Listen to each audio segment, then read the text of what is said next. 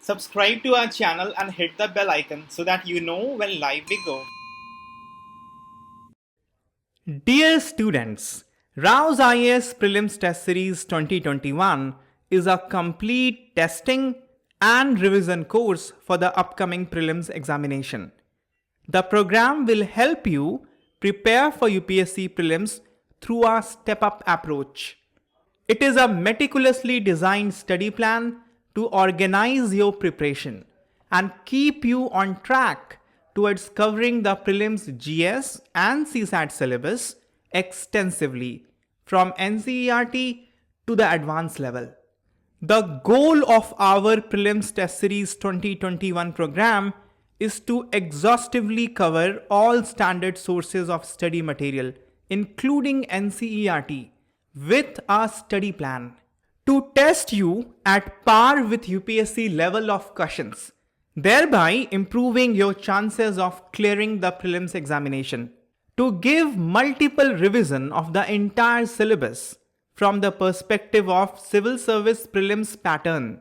The test series program will also give you the final revision of all topics and themes before the examination through QIP videos and prelims compass notes. The QIP videos or Quality Improvement Program videos are for speedy revision of all important topics for the upcoming prelims examination.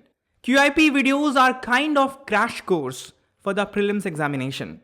And prelims compass are 8 subject-wise prelims compilation of all static and current affair topics important for the upcoming prelims. Rao's IAS Prelims Test Series 2021 will include topics test, testing the concept of candidate. It will include thematic test on both the concept and the current affair of that particular theme. It will also include current affair tests covering the monthly current affairs. And there will be full-length test before the final exam to simulate you for the D-Day. There is a link in the description of this video. You can click on the link for registration and to also check out the demo QIP videos. Welcome to today's DNS session. We are going to discuss today's newspaper, The Hindu, Delhi edition dated 6 February 2021. We shall pick up articles important for civil service examination and discuss them as per the demand of the exam. Articles that we are going to pick up for discussion have been tabulated in front of you and the time stamping for the same has been given in the description section. This is the editorial article from page number 6. Terminal declined. See, the thing is, in May 2019, there was a trilateral agreement among Sri Lanka, India and Japan.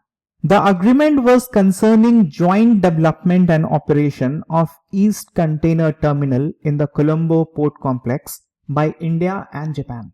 This is the present Colombo Port Complex. Sri Lanka has planned extension to this complex, and once it is completed, the Colombo port will become the largest port of the world. The southern terminal of the extension has started to operate back in 2013. The work in eastern terminal is partially completed, and the work in western terminal has not started yet. It is here that India and Japan was cooperating. It is important to note for you that presently the Colombo port function under the influence of Chinese government.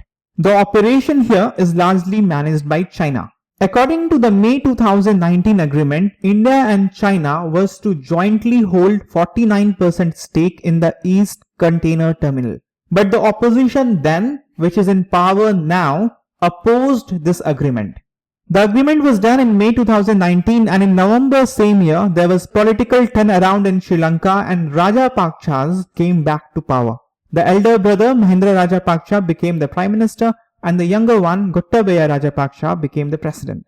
You must also be aware that the political turnaround that came in Sri Lanka in November 2019, that was on high ride of nationalist sentiment. And the implication of that would be protest opposition to privatization, giving it to foreign countries.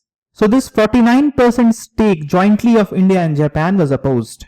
So the new dispensation of Rajapakshas, who are considered to be pro-China, diluted the agreement.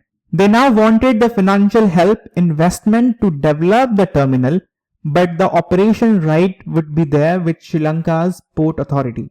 Even this was not agreeable to the Colombo Port Trade Union.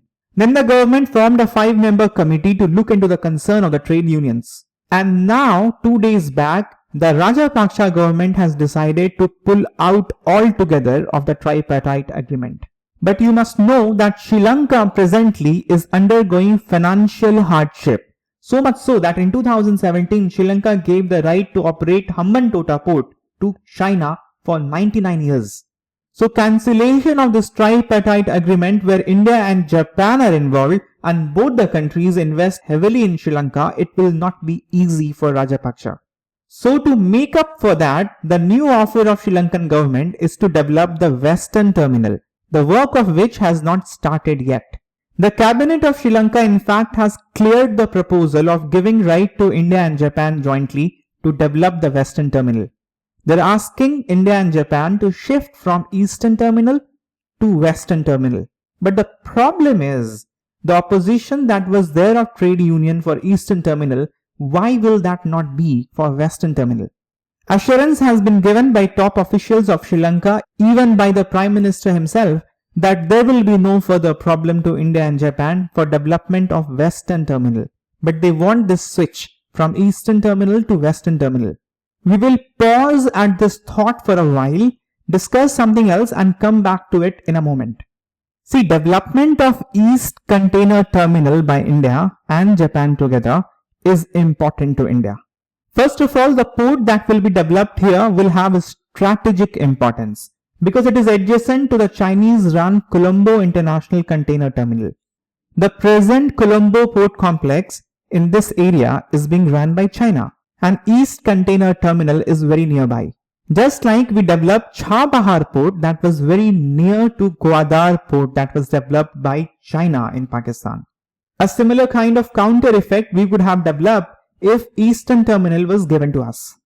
Secondly, you would be aware that India presently do not have a full-fledged running transshipment port. Although there is one in Kochi, but that does not match up with international standard and it has not decreased the requirement of transshipment from Colombo port. More than 2/3 of transshipment requirement of India come from Colombo port. So getting involved in development of Colombo port complex and having a stake there would really have helped India's connectivity and trade interest. Development of East Container Terminal at the Colombo port complex must also be seen in the larger context of India's influence in Indian Ocean and acting as a net security provider in the region. See, India has developed Chabahar port and has right to operate 2 berths there in the port. India has the right to dock its ships in the Duqm port in Oman.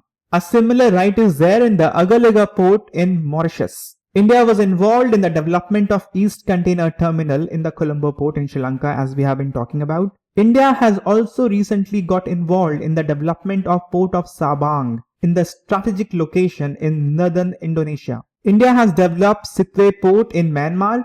India also has helped in the development of Mongla and Chittagong port in Bangladesh. So East Container Terminal at Sri Lanka is one gem in the chain that India is trying to create. Further, it was a joint venture of India and Japan. India and Japan are 2 important members of Quad. India and Japan has a similar interest of countering China in Indian Ocean region and in general in Asia and the world. Also, India and Japan have taken together Asia-Africa Growth Corridor project that aims at countering the Belt and Road Initiative of China and developing sea connectivity route among many countries of Africa with India, Southeast Asia and rest of the Asia. For instance, the Mombasa port in Sri Lanka and the port of Zanzibar in Tanzania, they are going to be connected with Jamnagar in Gujarat, Mumbai, Madurai, Kolkata, even Sittwe port and other prominent ports in Asia and Southeast Asia. This is the larger vision of India. So joint cooperation in Sri Lanka and development of port in a transparent manner with mutual and shared benefit is an important part of larger project of India. That is why this project of East Container Terminal was so dear, and that is why India and Japan both are not happy with this decision of Sri Lanka. But the argument given by Sri Lankan government and Sri Lankan officials is this. First of all, West Terminal is very near to East Terminal. The West Terminal will also be of similar size to East Terminal. It is not a smaller one. From the geostrategic perspective, from the security perspective, if that is the way India is looking at it, the point of Sri Lankan government is West Terminal is exactly the same as East Terminal. Additionally, as an incentive to switch from Eastern Terminal to Western Terminal, Sri Lankan government is offering a stake of 85%, joint stake of India and Japan. Here, the stake was 49% in the original agreement. It is still early days to say whether India and Japan will agree for this switch or not. On the face of it, if you look at it, there is not much difference because Western and Eastern Terminal are at the same location. They're also offering a higher stake of 85% compared to 49% in the Western Terminal. So it may seem to be a lucrative offer for India and Japan. But if you come to think of it, if India and Japan are made to switch from Eastern Terminal to Western Terminal, you understand who is calling the shot in Sri Lanka. Further, as we have talked about, if trade unions are having so much of problem by giving the stake to foreign national, then how come they will not have a problem for the same in Western Terminal and even a higher stake?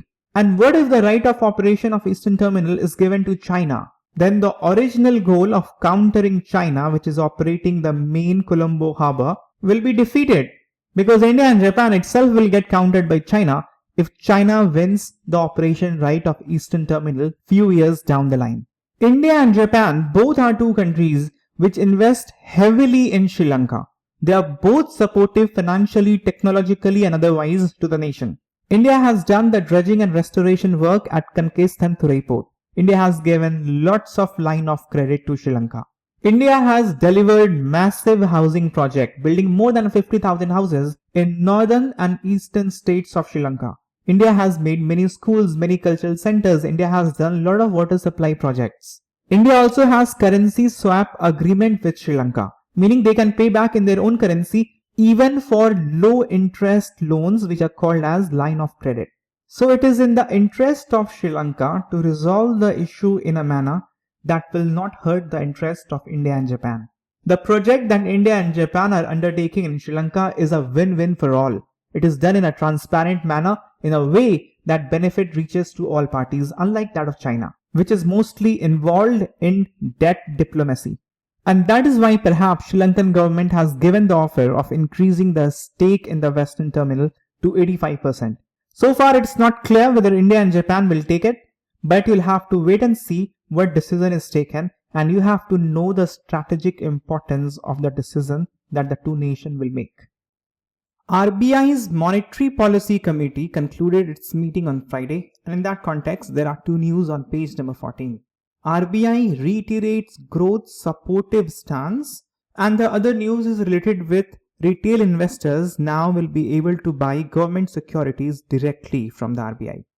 Growth supportive stance of RBI means that RBI has adopted accommodative policy, meaning repo rate either has remained the same or has decreased. In the present context, RBI has kept all the policy rates as same. Monetary Policy Committee has not changed any of the policy rates from the last time. And for your reference, repo rate presently is 4%, reverse repo rate 3.35%. Marginal standing facility rate is at 4.25% and so is bank rate. However, for civil service prelims examination, these numbers are not very important. In the meeting of Monetary Policy Committee, there were certain decisions taken to increase the liquidity supply in the Indian economy. One of the significant decisions is with regard to targeted long-term repo operation. Repo, you understand, is repurchase option. When banks have short-term liquidity requirement, they take the government security and go to RBI. RBI gives money to fulfill the short-term liquidity requirement of bank.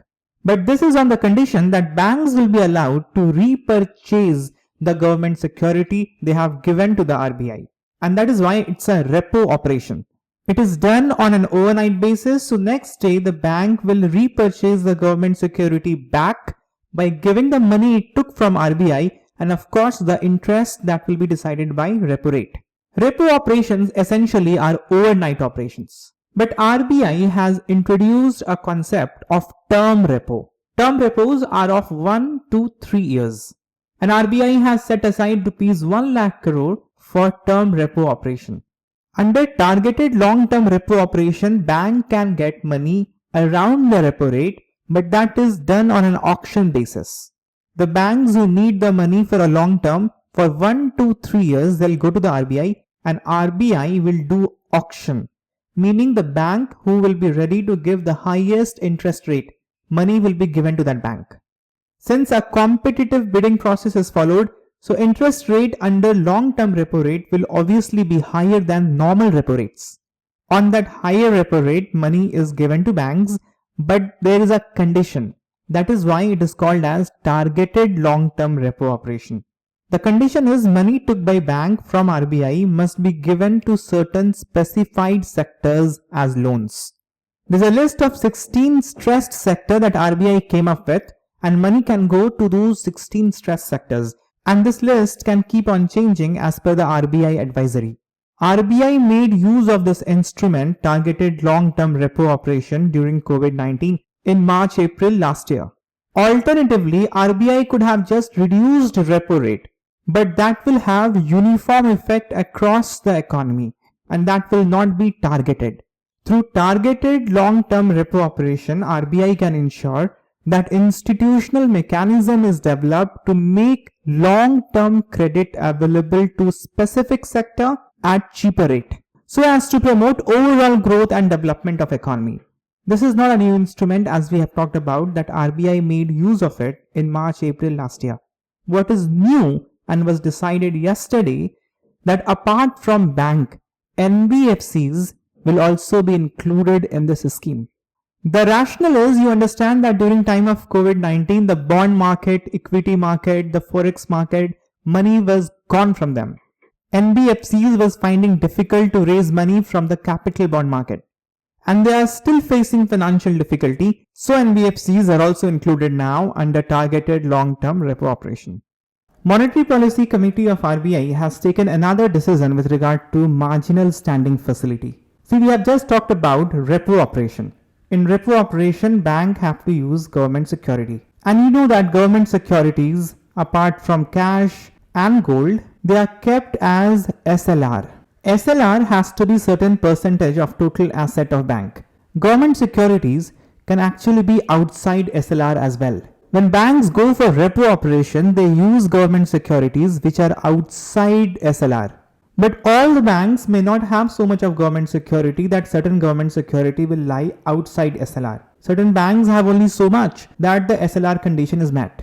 In such scenario, if such bank has to borrow from RBI, money will be given only against government security. So these government securities which are part of SLR, they are used for borrowing. And RBI charge more than repo rate in that case.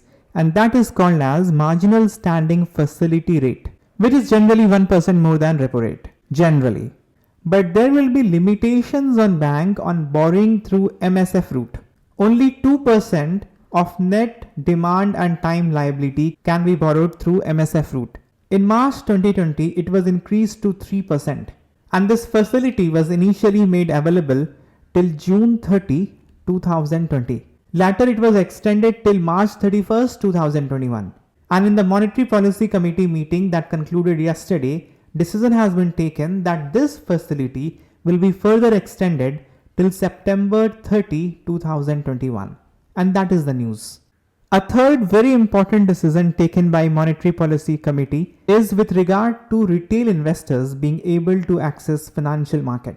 You know that open market operation is carried out by RBI. RBI sell and buy government securities. Who participate in open market operation? Banks participate and other financial institutions also participate. So far, retail investors, meaning the individual investors, you and me, we were not able to participate directly in the open market operation of RBI.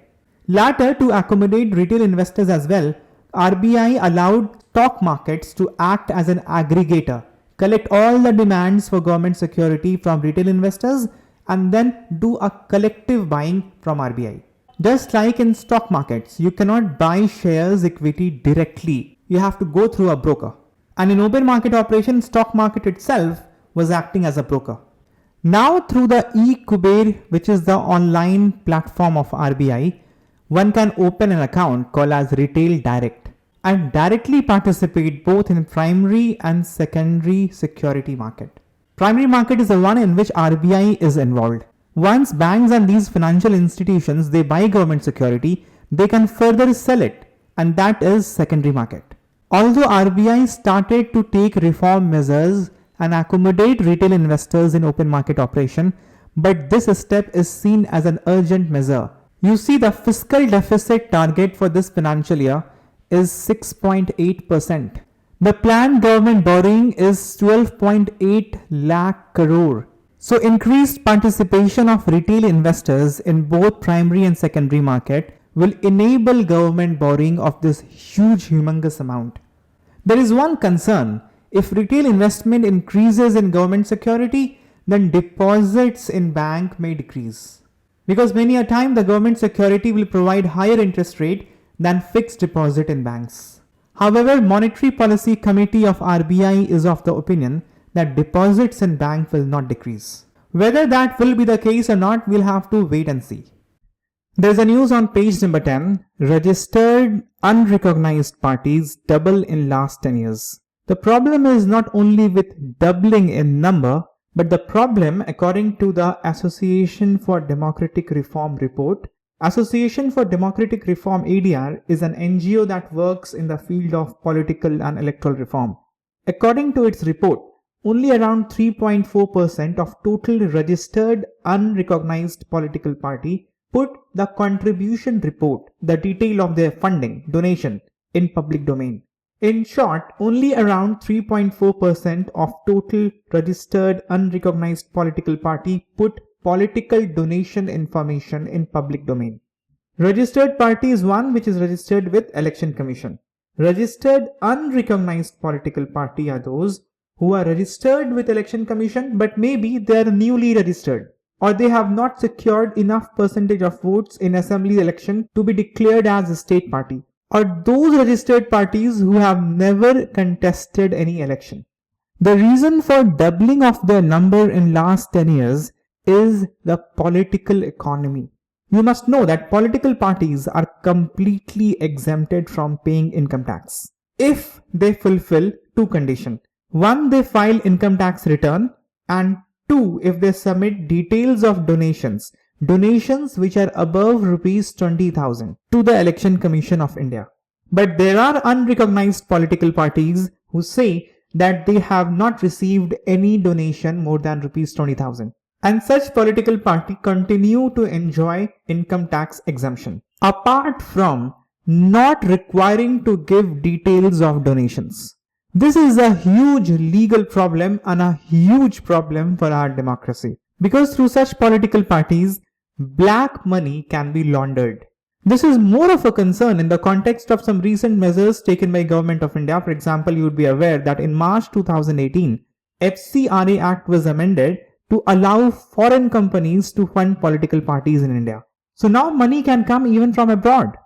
The reports of such donations are not being submitted to Election Commission of India, are not there in public domain. They are getting the tax benefit, and there is huge possibility of black money getting laundered in India.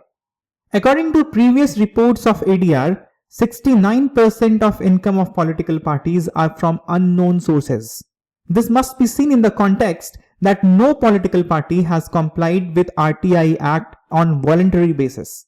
Law Commission in its 255th report has observed that opacity in political funding results in lobbying and capture of government by big donors, leading to crony capitalism. If political funding is not proper, if black money is coming in form of political donations, then there will be commercialization of election, leading to election engineering, huge investment in advertisements, high distribution of freebies, making more space for criminals in politics. Because money will dictate terms. The candidate giving more money will have higher chance of getting seats. There will be more corruption, more nexus among criminals, corporates, politicians. There will be no free and fair election. So the quality of legislature will decrease and the quality of legislative work will also decrease. Good governance, ethical governance, all will become just an illusion. Government will lose public trust. Social capital will erode. Cooperation with public will decrease, and in that case, you cannot have good governance. People will get disenchanted from politics. Youth will be chased away from politics. You will not participate in the process of governance. You will not use accountability and transparency tools like RTI. You will not involve yourself in social audits. You will not use citizen charters. All these will further increase criminalization of politics. Do you know 43% of sitting MPs have criminal charges? This number was 34% in 2014. Political funding actually has a huge consequence in working of a democracy. So what's the solution? One of the solutions suggested by many and also by former Chief Election Commissioner S.Y. Qureshi is to establish National Electoral Fund, where all the donors, individuals, corporates, foreign companies, whosoever, all will contribute at one place. And then the funds will be allocated to political parties in proportion of their votes that they got last time. The electoral bond that government ostensibly brought to make the political funding more transparent is marred with controversy. It has made the entire process of funding more opaque. ADR has suggested that there has to be regulation of registration of political parties. Election Commission of India delisted 255 political parties in 2016 because they were not politically active. Election Commission must be more active to identify parties which are not politically active and proactively deregister them. You may be surprised to know that according to April 2018 notification of Election Commission of India, 97% of registered political parties are unrecognized. And hundreds of political parties get registered just months before election. This clearly shows the intention of political parties getting registered with Election Commission of India. So, Election Commission of India must have a serious look into the matter. There is a news article on page number 9. Regulatory code for OTT content soon. The issue of OTT has been covered in the DNS dated 12th November 2020. Then the news was IB Ministry to govern OTT platforms. In that DNS, we saw that there is presently no specific law, guideline or regulation for OTT platforms. In general, all the digital platforms come under IT Act 2000. But there is no specialized regulator for OTT platform. On 12th November, the news was that government now has decided to bring OTT platforms within the ambit of Ministry of Information and Broadcasting. And now the news is the Ministry of Information and Broadcasting is contemplating a regulatory code for OTT platforms. What are OTT platforms? And why there is a call for having a regulatory code for OTT platforms? And what are the benefits that people get from OTT platforms? These points were discussed in the DNS dated 12th November 2020. If you feel the need, if you cannot recall all the points, then you may go through the notes of this DNS. This is lead article from page number 6, Beating Down Critical Journalism, Creative Freedom. The author in the article has highlighted how state has used its power to curb fundamental rights of citizens in the name of maintaining internal security and ensuring public order. The author has alleged that even judiciary have played on the lines provided by the center, as it has been delaying bail to journalists who tried to cover sensitive issues like Hathras case and even the farmers' protest. Recently, Government of India has ordered Twitter to roll back certain tweets regarding farmers' genocide, as according to government, such tweets may disturb public order. These important aspects have already been covered in the previous DNS, like the one dated 20th January. There, discussing this article, a plaintive lament on liberty that rings hollow. And in the DNS dated 5th February 2021, while discussing the editorial article, an inevitable slowdown. Important concepts related to freedom and liberty, reasonable restraint, theory of John Stuart Mill, his idea of liberty and his harm principle, and also the state's power under the IT Act 2000 and the Shreya Singhal judgment that led to striking down of Section 69A of IT Act. All these concepts have been discussed. So you can go through these detailed discussions to understand the underlying theme of state versus the protesting group. We have now come to the end of the session. Answer to yesterday's question of the day and today's question of the day is there on your screen. Please attempt the question, post your answer in the comment section, and also attempt the DNS quiz on our eLearn platform. Thank you very much. Goodbye. Take care.